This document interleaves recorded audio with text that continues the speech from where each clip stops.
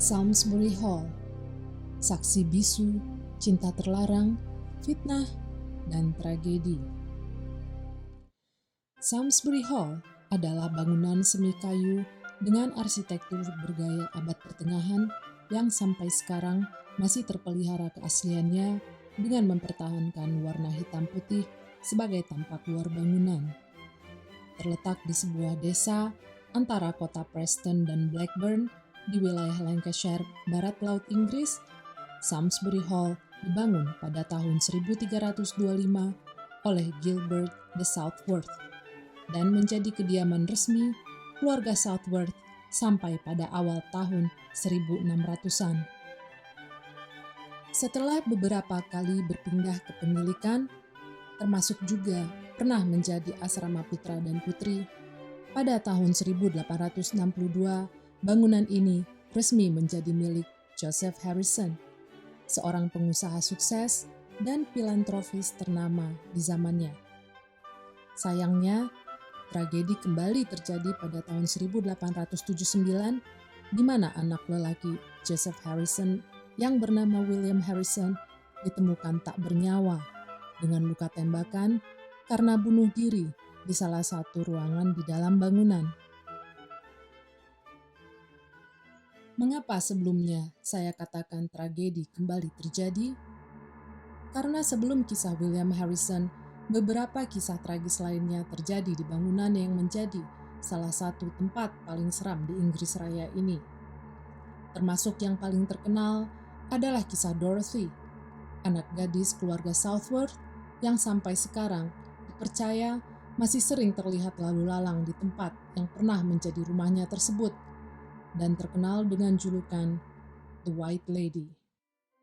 Kisah The White Lady bermula saat Samsbury Hall menjadi rumah tinggal bagi keluarga Sir John Southworth yang merupakan penganut Katolik yang taat. Salah satu anak John adalah Dorothy Southworth. Alkisah, pada suatu hari di musim panas, Dorothy bertemu dengan seorang pemuda dari keluarga bangsawan The Houghton. Tak terelakkan, percikan kasih menggoda mereka dan berjanji akan mewujudkan ikrar cinta ini kepada keluarga masing-masing. Siapa yang menyangka jika awal kisah cinta mereka berujung pada akhir yang menyedihkan. Hubungan ini ditentang keras oleh ayah Dorothy yang mengetahui jika keluarga The Houghton adalah penganut Protestan.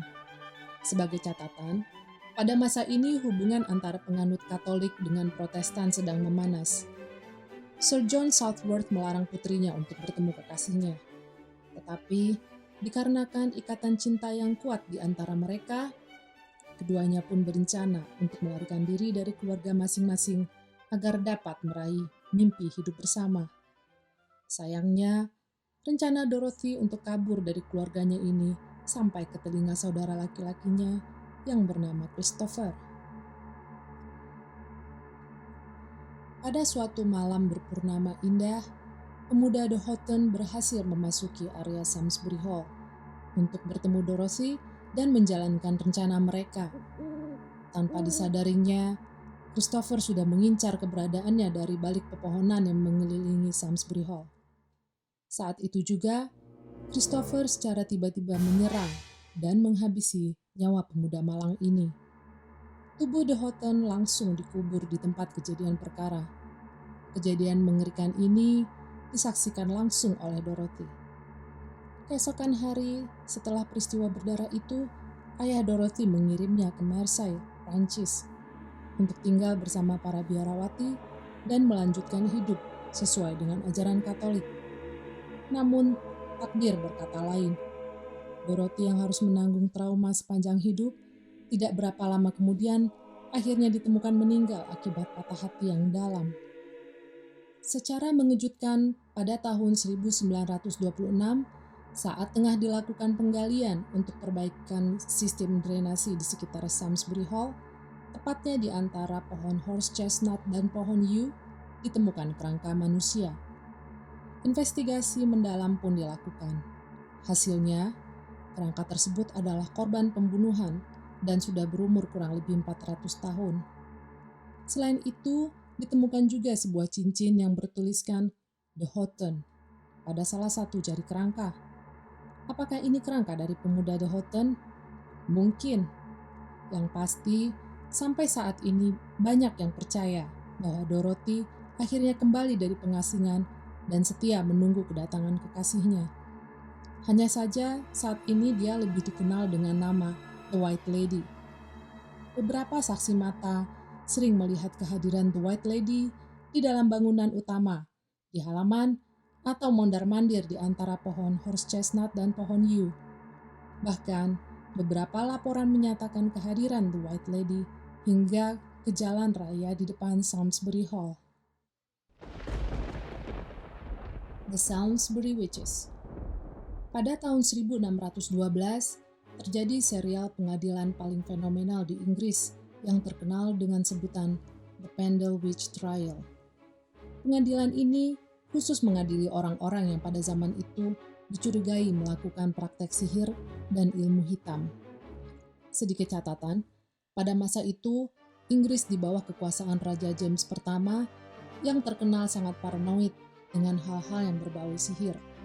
Karena dia yakin para penyihir akan bersatu dan dengan kekuatan sihir akan menurunkan sang raja dari tahta.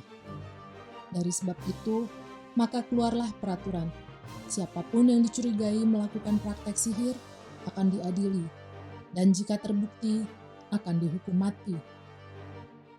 3 terdakwa dalam salah satu seri pengadilan adalah perempuan dari desa Salisbury. Ketiganya adalah Janet dan Ellen Burley yang merupakan ibu dan anak, dan Jane Southworth yang adalah anak menantu dari bangsawan Sir John Southworth. Peradilan untuk 3 terdakwa ini menghadirkan Grace Sowerbuds, gadis 14 tahun, anak tukang kebun, yang nyatanya adalah cucu dari terdakwa Janet Burley dan keponakan Ellen Burley. Grace bersaksi bahwa nenek dan bibinya memiliki kemampuan bertransformasi menjadi makhluk yang menyerupai anjing hitam, dan saat berubah wujud ini, mereka berusaha menenggelamkannya. Grace juga mengaku bahwa nenek dan bibinya bersama dengan Jane Southworth beberapa kali membawa dirinya menghadiri pertemuan rahasia antar sesama penyihir pada tengah malam di tepi sungai Ribble. Di sana, menurut pengakuan Grace, ikut hadir pula makhluk sihir yang menyerupai wujud manusia, di mana mereka akan makan, berdansa, dan berpesta. Tapi, tuduhan yang paling menyeramkan adalah ketika Grace mengatakan bahwa kerabatnya itu adalah penyebab meninggalnya seorang bayi akibat dihisap darahnya. Jenazah bayi malang yang akhirnya dikubur di gereja Salisbury itu diam-diam diambil oleh Janet dan Ellen Burley untuk dikonsumsi dan sebagian dibuat menjadi ramuan sihir yang bisa membantu mereka berubah wujud. Pada akhirnya, Grace mengakui kesaksian yang dia berikan adalah kebohongan semata akibat tekanan dari salah satu keluarga Southworth yang tidak menyukai Jane Southworth. Ketiga terdakwa akhirnya dinyatakan tidak bersalah karena kurangnya bukti-bukti. Meskipun mereka berhasil lolos dari hukuman mati, tetapi cobaan yang mereka lalui selama masa peradilan telah menghinakan martabat mereka. The Priest. Kisah tragis lainnya terjadi di salah satu ruangan yang disebut juga sebagai priest room di lantai atas bangunan, melewati Long Gallery. Seperti yang sudah kita ketahui, sebagai penganut Katolik yang taat, keluarga Southworth secara diam-diam mendedikasikan sebuah ruangan rahasia sebagai tempat perlindungan para pendeta Katolik yang pada zaman itu dilarang keberadaannya oleh raja. Hal ini menimbulkan kecurigaan prajurit kerajaan dan menunjuk seseorang untuk memata-matai segala aktivitas keluarga tersebut, terutama yang berhubungan dengan dedikasi mereka kepada gereja Katolik. Pada suatu malam yang dingin, di tahun 1624, dalam pelariannya, seorang pendeta Katolik berusaha mencari perlindungan ke Salisbury Hall. Keluarga Southworth tentu saja menerima kedatangan pendeta tersebut, yang tanpa diketahui oleh kedua belah pihak, seseorang diam-diam telah mengikuti setiap langkah sang pendeta. Tak menunggu lama sampai para prajurit kerajaan datang dan memaksa masuk ke dalam bangunan dan bergegas ke arah priest room. Kemudian mendapati sang pendeta muda sedang berdoa dengan khusyuk.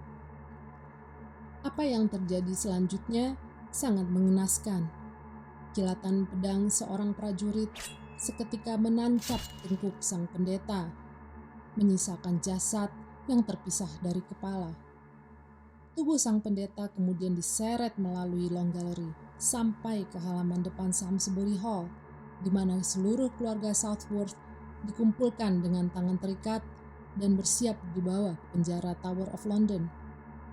Tragedi berdarah ini telah membuat lantai ruangan tersebut dibanjiri percikan darah yang menyisakan cerita tersendiri. Ketika Samsbury Hall berpindah kepemilikan kepada keluarga Thomas Bradell, mereka berusaha membersihkan noda-noda darah yang melekat di lantai priest room, tetapi tidak membuahkan hasil, hingga akhirnya diputuskan untuk menutup total priest room dengan membangun dinding tembok di bagian luar ruangan. Ruangan yang mulanya ditujukan sebagai tempat persembunyian, sekarang benar-benar sengaja disembunyikan keberadaannya.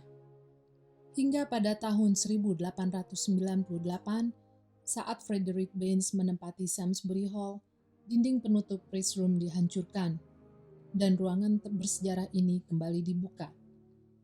Tuan Baines yang mendapati lantai ruangan masih dipenuhi noda lumuran darah dari abad pertengahan, memutuskan untuk mengganti seluruh lantai ruangan tersebut. Apa yang terjadi kemudian di luar nalar? Lantai baru yang dipasang di priest room secara mengejutkan kembali memperlihatkan noda darah.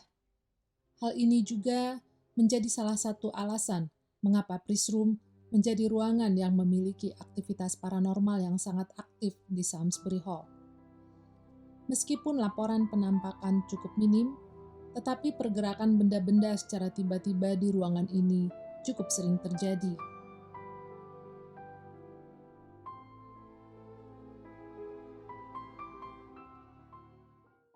William Harrison.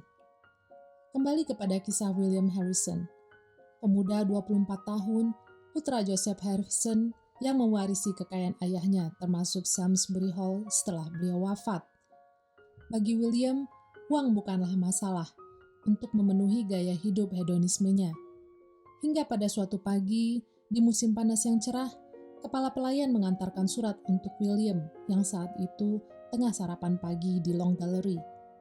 Siapa sangka, surat yang dikirim oleh salah satu bank di mana William menyimpan seluruh kekayaannya menyatakan bahwa bank tersebut bangkrut.